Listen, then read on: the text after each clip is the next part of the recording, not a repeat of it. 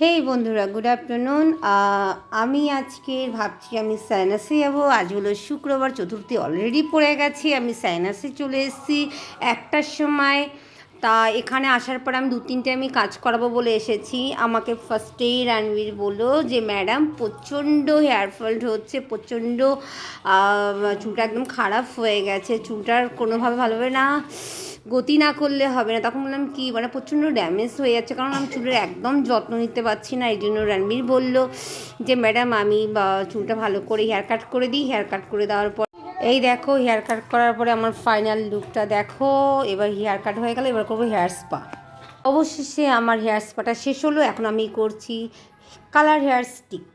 এই দেখো, আমি বাড়ি চলে এসেছি, আর এসে আমি তোমাদের দেখাচ্ছি পুরোপুরি আমি ফাইনাল লুকে চলে এসেছি। সবাই দেখো কেমন লাগছে, প্লিজ প্লিজ অবশ্যই কিন্তু কমেন্ট করে জানাবে। খারাপ লাগলেও বলবে, ভালো লাগলেও বলবে। খারাপটা হলে আমি শুধরে নেবো। ওকে, বাই, ভালো থেকো।